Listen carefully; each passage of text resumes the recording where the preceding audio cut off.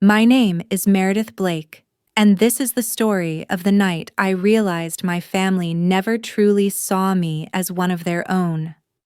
I arrived at my sister's wedding wearing a navy blue gown holding a simple gift bag and the faintest trace of hope that maybe, just maybe, things would be different this time. The venue was breathtaking, a five-star ballroom in downtown Chicago, with marble floors, golden chandeliers, and flower arrangements that probably cost more than my monthly rent. From the outside, it looked like a fairy tale. But I wasn't meant to be part of that story. At the entrance, a wedding planner with a clipboard and a dazzling, practiced smile greeted me. "Name," she chirped. "Meredith Blake." I replied, steady but polite. Her smile faltered slightly as she flipped through the seating chart. I saw the flicker of pity in her eyes before she spoke. "Ah, yes. You're seated just over here," she said, handing me a place card and pointing toward a hallway outside the main reception area. I blinked. Outside, she nodded with that same tight smile. "Yes, just along the corridor near the coat racks." I glanced at the large seating chart beside her. My parents, Charles and Margaret Blake, were at the head table.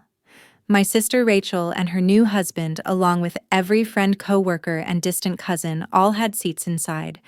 But me, not even close. I approached my mother, who was adjusting Rachel's veil. "Mom, can I talk to you for a second?" She barely looked at me. "Now's not a good time, Meredith. Can't you see we're busy?" "It'll just take a moment," I said quietly. With an exasperated sigh, she stepped aside.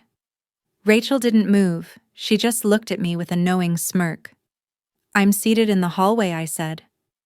Mother laughed lightly as if I were being ridiculous. "We had to prioritize close family, sweetheart." "I am close family," I said. "You're overreacting. Be grateful you're here." Those words burned. Grateful for being shoved out of sight, for being treated like an afterthought. I didn't argue. I didn't cry. Instead, I looked down at the place card in my hand and knew I wasn't going to sit in that hallway. Not this time. The pain I felt that night wasn't just about the wedding. It wasn't just about a seat in the hallway. It was the weight of years, decades of being pushed aside. I used to tell myself I was imagining it, that maybe I was too sensitive, that Rachel, my sister, just needed more attention because she was younger, more emotional, more delicate, and that I was strong enough to be ignored. But the truth hit me 3 years ago like a punch to the chest. I had gone home for the holidays. I didn't live far, just an hour away, but I rarely visited unless I had to. My old bedroom was still there, dusty bookshelves, a few high school photos on the wall, and trophies I'd won but no one ever mentioned. While my mother prepared one of her elaborate dinners for Rachel's visit, I wandered through the house and somehow ended up in my parents' bedroom. I wasn't snooping, at least not intentionally. I was just passing time. That's when I saw it, a small leather-bound notebook half hidden in my mother's nightstand drawer. Curiosity got the better of me. I opened it and found page after page of carefully handwritten notes, memories, observations, lists, all about Rachel. Her birthdays, her favorite foods, the names of her high school friends, gifts she'd loved, gifts she'd only pretended to love. The time she broke her wrist in gymnastics, the time she got a bad grade and cried herself to sleep. Her breakup with her college boyfriend. Every detail, every emotion, every nuance. I flipped through the pages, searching, hoping for even a single mention of me. There was nothing. Not a word. Not a note. Not even a birthday. I stood there holding that book like it was evidence, and in a way, it was proof that I had always been invisible. When my mother walked in and saw me holding it, she didn't even flinch. "Oh, that I just like to keep track of things for Rachel," she said casually. "You've always been so independent, Meredith. I never had to worry about you." As if that were a compliment. As if that somehow justified the silence, the complete absence of her other daughter. That moment never left me. It carved something deep into my bones, the certainty that no matter how hard I tried, I would always come second or worse, not count at all. And now, being seated in a hallway at Rachel's wedding, that wasn't an oversight. It was just the latest chapter in a story I'd been trying to rewrite my entire life. I stood there for a moment, still holding the place card as if it might suddenly change, but it didn't. My name was still printed in that elegant font, and my seat was still out in the hallway. I looked around the ballroom, guests, laughing photographers, snapping photos, servers gliding between tables like clockwork. The celebration was alive, glowing, perfect. And I was just a shadow on its edge. But I wasn't ready to let it go, not yet. I walked up to Rachel. She looked radiant in her wedding dress, ivory satin pearl buttons, her hair swept into a soft bun that made her look like she'd stepped straight out of a bridal magazine. She saw me coming. Her smile widened into something not quite kind, a smirk, the kind you give when you know you've already won. "Hey, Meredith," she said sweetly. "Everything okay?" They seated me in the hallway. Her brows lifted in mock surprise. "Seriously? That's awful." I waited. "But you know how it is." She went on lightly. "Weddings are chaos, so many details to manage. People get misplaced. Don't take it personally. Except I was supposed to take it personally. That was the whole point." Her eyes gleamed not with innocence but with satisfaction. I turned back to my mother, who was watching the exchange with mild disinterest. "You really think it's okay to seat me outside?" I asked. She let out a soft sigh, the kind that said she was tired of me before I even began. "Meredith, don't turn this into a thing. It's Rachel's big day. This isn't a thing. It's about respect." "You're being dramatic," she said flatly. "Be grateful you were even invited." Grateful. That word again. Grateful for what? For being tolerated, for being excluded politely, for being erased with a smile. I didn't answer, not right away. Then from behind me, a quiet voice cut through the hum of laughter and music. "That's an interesting arrangement." I turned. A tall, elegant woman in a sleek navy dress stood there holding a glass of champagne. She didn't introduce herself. She didn't have to. I knew who she was: Celeste Morgan, the groom's mother. She looked at me for a long, measured moment, then glanced at Rachel, then back at me. Something flickered in her calm, discerning eyes. She saw it. She saw everything. And for the first time in a very long time, I had the strange, steady feeling that I wasn't alone. Celeste Morgan didn't say much after that first glance. She didn't need to. There was something in her stillness that spoke louder than words ever could, a quiet, deliberate understanding. The look of a woman who'd seen enough in her life to recognize cruelty disguised as tradition. She lifted her glass, took a slow sip, and then slipped gracefully back into the crowd. I stood there alone again, but something had shifted. It felt like a match had been struck inside me, small but bright, waiting for something to catch. I wandered toward the bar, half tempted to leave. And then I saw him, Dominic, the groom, Rachel's new husband. He stood slightly apart from the noise and laughter, a whiskey glass in hand. He wasn't drinking. His eyes weren't on the crowd or the dance floor, they were on me. Truthfully, we'd never been close. Polite, yes. A few conversations during holidays, small talk at family dinners. He'd always been courteous but reserved, like a man still trying to figure Rachel out, even as the engagement ring sparkled on her finger. And now standing there, he looked like someone who had just realized the ground beneath him might not be solid after all. He walked over slowly. "Meredith," he said. I nodded. "Dominic." A short pause. "You okay?" His voice was low, cautious. I gave a small shrug. "Depends on your definition." He glanced toward the head table where Rachel was laughing, radiant, confident, basking in her carefully constructed spotlight. Then he turned back to me, his jaw tightening. "I need to ask you something," he said. I raised an eyebrow. "Is this polite wedding small talk or something else?" His gaze didn't waver. Does Rachel ever talk about me when I'm not around? I mean, differently than when she's with me. That was it, the crack in the ice. The moment where the truth could either stay buried or finally surface. I could lie. I could protect him. Protect her. Protect myself. But then I remembered the hallway. The smirk. The notebook with nothing about me. I looked at the whiskey glass in his hand. You might want to take a sip first. He didn't hesitate. He tossed it back in one shot. I spoke slowly.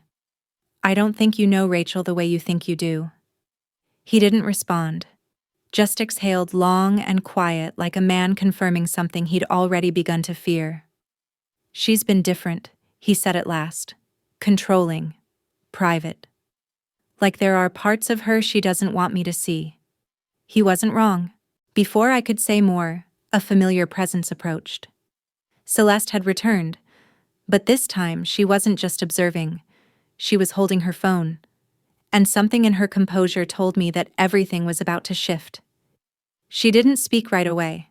She stood with perfect poise, one hand on her clutch, the other holding the phone. Her calm was unnerving, the kind of stillness that lingers just before an earthquake. Dominic turned to her, puzzled. "Mom, I believe you should see this," she said quietly. He took the phone from her hand. And then everything changed. His eyes moved across the screen slowly at first, then faster each swipe, cutting a little deeper. The confusion faded, replaced by something far worse. A dawning realization, then disbelief. And finally that quiet kind of grief that doesn't make a sound, it just collapses inward, silently devastating. I didn't ask what he saw. I didn't need to. I already knew. Celeste's voice broke the silence, soft but razor-sharp. Your wife-to-be doesn't just dislike me, Dominic. She disrespects you. She disrespects all of us. He kept scrolling. The texts were from Rachel, screenshots from group chats, messages to her stylist, her maid of honor, a college friend. They weren't vague. They were venom. Rachel mocking Celeste as a controlling old woman who should just sign the checks and stay out of the way. Rachel laughing about how Dominic eats out of her hand, boasting about training him to be the husband she needs. Each line stripped away another layer of illusion. But the worst one, the message Rachel sent just 2 days before the wedding read, "Once we're married, I'll have access to everything." He's too eager to prove he's not like his dad. It makes him blind. All I have to do is smile until the ink dries. Dominic's hand tightened around the phone. His mouth opened slightly as if he wanted to speak, but no words came. Celeste placed a steady hand on his shoulder. "We don't have to do this here," she said gently. "There's a room we can use somewhere private." Dominic nodded once. Without a word, we moved. Someone must have alerted the others because within minutes we were gathered in a private lounge just off the ballroom. The music faded behind the closed doors, replaced by the low electric hum of tension. Rachel was the last to arrive, her gown sweeping across the floor like she was entering a royal court. "What is this?" she demanded, voice sharp beneath its sugary edge. "Are we seriously doing this now?" "Yes," Celeste said firmly. "We are." Rachel turned to Dominic, eyes wide, faux concern dripping from every word. "Baby, whatever she told you, don't." He said, his voice low but final. "Just don't." Margaret, our mother, stepped forward, hands fluttering in nervous habit. "Can we please not make a scene? It's a wedding, for heaven's sake." "It's not a scene," Celeste replied, calm but cold. "It's the truth. One that's been ignored long enough." I stayed silent. This wasn't my moment anymore. This was the reckoning, and it had finally come. For a long moment, no one moved. Rachel stood in the center of the room, arms crossed, chin lifted like a queen defending her crown. Dominic looked like a man who had just woken from a dream and realized it was a lie. Celeste stood tall, unflinching, the storm she had chosen to become. My mother, ever the peacemaker, forced a brittle smile. This is all just a misunderstanding, she said quickly. Weddings are stressful. People say things they don't mean. Celeste arched an eyebrow. Rachel meant every word. She repeated herself in every message. Rachel scoffed, rolling her eyes. This is ridiculous. You're really going to believe a few screenshots taken out of context. Dominic didn't respond. His silence was louder than anger. My mother reached for his arm. Sweetheart, please. Rachel's just been under pressure. You know how emotional she gets. Stop. The word was soft, almost too soft, but it tore through the room like thunder. Everyone froze. It was my father, Charles Blake. He had always been the quiet one, present but never truly involved. A man who read the morning paper while my mother ruled the house. In all my life, I'd never heard him raise his voice, never seen him contradict her. Until now. He stepped forward, his face pale, his voice calm, but weighted with something unshakable. Margaret, enough, he said. You've protected Rachel her whole life, and look what it's turned her into.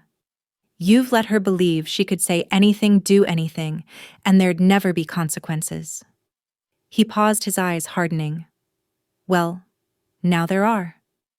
Then he turned toward me. And Meredith has been right all along. My breath caught. The room froze. Rachel's face twisted in disbelief. Dad, are you seriously taking her side? He didn't even look at her. I'm not taking sides, he said evenly. I'm finally telling the truth. For a heartbeat, no one moved. Not Dominic. Not Celeste. Not my mother. I just stood there staring at my father, trying to memorize the moment to hold it inside me. After a lifetime of silence, he had finally spoken. He had chosen to see me. He had chosen me. And somehow that small act felt heavier than I ever imagined. Rachel wasn't used to being challenged. Not by Dominic. Not by her in-laws. And certainly not by her father. Her cheeks flushed not from shame but from fury. The kind that rises when a perfectly crafted image begins to crack. You're all turning against me because of her, she spat, jabbing a finger toward me. No, Celeste said, calmly swirling her champagne like she had all the time in the world. We're turning away from you because we finally see you clearly. Rachel flinched barely, but I saw it. For the first time, she realized control was slipping from her grasp. She turned back to Dominic, her voice trembling now. You can't believe this. You can't let her manipulate you. This is supposed to be our day. Dominic looked at her. Really, looked as if seeing her for the first time. I was ready to build a life with you, he said quietly. But I don't even know who you are. Rachel's lips parted, but no sound came out. My mother Margaret stepped in again, always the fixer. Let's not be hasty. This can be sorted out. Rachel's intentions weren't calculated. Manipulative. Self-serving. Celeste cut in her tone, sharp as glass. I was under pressure, Rachel snapped. I didn't mean everything I said. Dominic took a slow breath. You meant enough. Then he turned to me. You tried to tell me, didn't you? I didn't answer. I didn't need to. He already knew. Rachel's voice fell to a whisper. You're ruining everything. I finally spoke. You ruined it yourself. I just stopped pretending it wasn't happening. There was no yelling, no dramatic exit, just silence. Rachel stood there in her perfect dress, surrounded by expensive flowers and people who no longer played along with her illusion.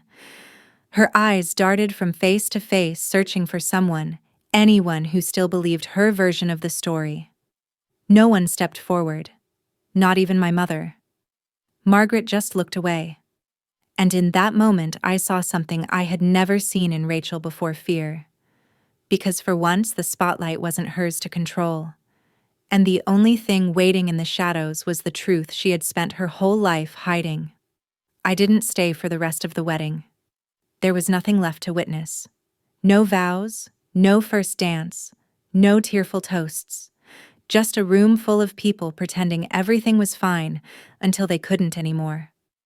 I walked out of that lavish ballroom, my heels clicking softly against the marble floor, the sound strangely grounding.